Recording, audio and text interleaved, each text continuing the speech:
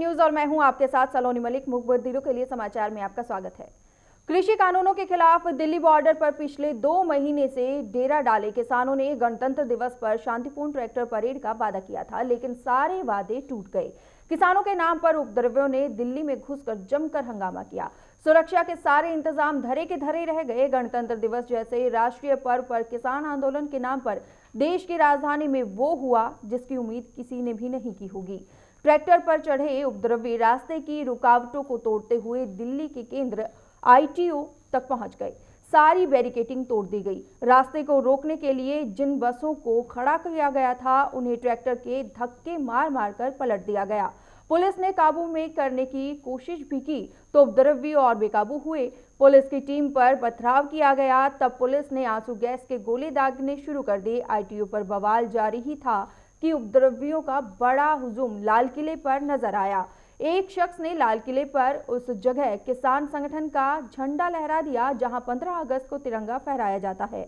बाद में पुलिस ने बड़ी मशक्कत के साथ झंडे को उतारा। फिलहाल राजधानी में भारी फोर्स मौजूद है। राष्ट्रीय राजधानी क्षेत्र में 2 महीने से चल रहे किसानों का आंदोलन गणतंत्र दिवस के मौके पर हिंसक हो गया। इस दौरान कुछ प्रदर्शनकारियों ने लाल किले पर धावा बोल दिया और इसकी प्राचीर पर एक अपना भी झंडा फहरा दिया। घटना के वक्त वायरल हुई एक वीडियो में एक व्यक्ति एक पोल पर झंडा फहरा रहा था। इसके तुरंत बाद इंटरनेट पर झंडे को लेकर बहस शुरू हो गई। भारत के लिए इसे काला दिन बताते हुए एक ट्विटर और फेसबुक यूजर ने दावा किया है कि लाल किले पर खालिस्तानी झंडा फहराया गया। वहीं कुछ ने दावा किया है कि भारतीय तिरंगे झंडे को हटाकर वहां किसानों ने अपना झंडा फहरा दिया। लेकिन जांच पड़ताल से सामने आया है कि प्रदर्शनकारियों ने लाल किले पर जो झंडा फहराया वो खालिस्तानी झंडा नहीं बल्कि सिखों का धार्मिक झंडा निशान साहिब था। जिसके अलावा घटना के दौरान तिरंगा झंडे को भी अपनी जगह से नहीं हटाया गया था। वीडियो में जिस युवक ने झंडा लगाया उसने एक खाली खंबे पर चढ़कर झंडा फहरा दिया, यानी झंडे को लेकर उड़ रही सभी अफवाहें गलत है। दिल्ली में हुई हिंसा का किसानों का एक धड़ा विरोध कर रहा है। इन्हीं में से कुछ किसान नेताओं ने दीप सिद्धू पर किसानों को भड़काने और हिंसा फैलाने का आरोप लगाया है।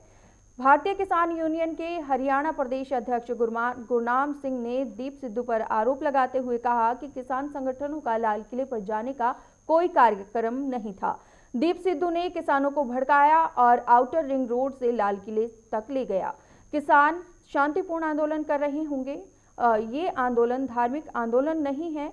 वहीं कार्यकर्ता योगेंद्र यादव ने कहा कि दीप सिद्धू और गैंगस्टर ने नेता बने लखा सिधाना ने पिछली रात सिंगू बॉर्डर पर भी किसानों को भड़काने की कोशिश की। योगेंद्र यादव ने आगे कहा, इस बात की जांच होनी चाहिए कि किस प्रकार एक माइक्रोफोन के साथ दीप सिद्धू लाल किले तक पहुंच गया। हालांकि सिद्धू ने फेसबुक पर सफाई देते हुए कहा कि उन्होंने लोकतांत्रिक अधिकार के तहत निशान साहिब का झंडा का लाल किले पर फहराया। फिलहाल मामले की जांच की जा रही है।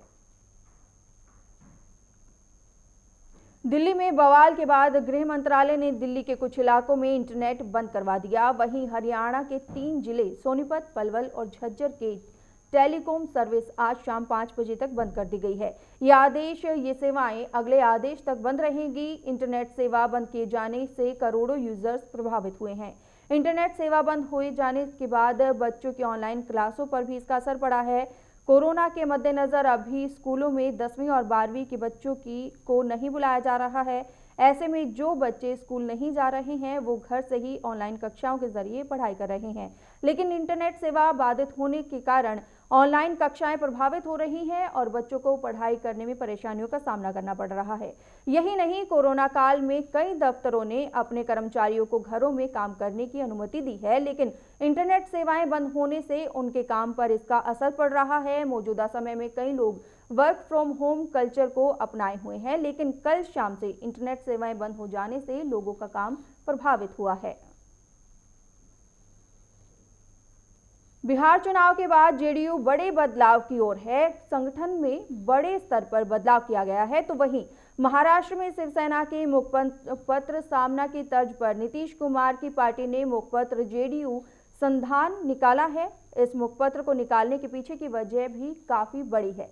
बिहार के मुख्यमंत्री नीतीश कुमार बार बार कहते रहे हैं कि वो बोलने से ज्यादा करने में विश्वास रखते हैं, लेकिन चुनाव के नतीजों के बाद वो कई मौके पर ये कह चुके हैं कि उनके कामों की जानकारी जनता के बीच नहीं पहुंच पाई है। लेकिन इसलिए पार्टी ने महाराष्ट्र में शिवसेना के मुखपत्र सामना की तर्ज पर अब अपना मुखपत्र जारी किया है। जेडीयू संधान नाम का ये मासिक मुखपत्र फिलहाल हिंदी में और अंग्रेजी भाषा में प्रकाशित होगा। आने वाले दिनों में इसे मैथिली, अंगिका, भोजपुरी और उर्दू में भी प्रकाशित किया जाएगा। ये मुखपत्र संगठन की ओर से आने वाली नीतियों के साथ ही बीते समय में क्या खोया क्या पाया इसका दस्तावेज होगा।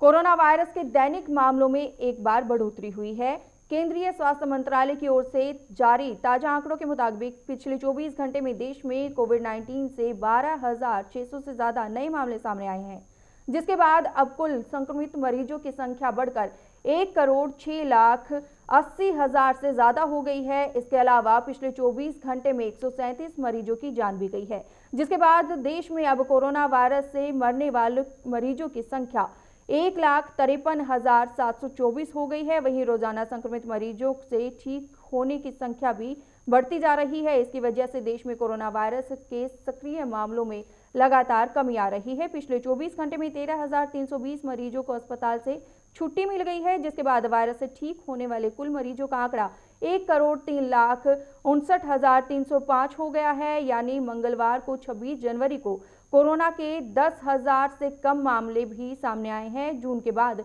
पहली बार 26 जनवरी को कोरोना के इतने कम मामले सामने आए हैं।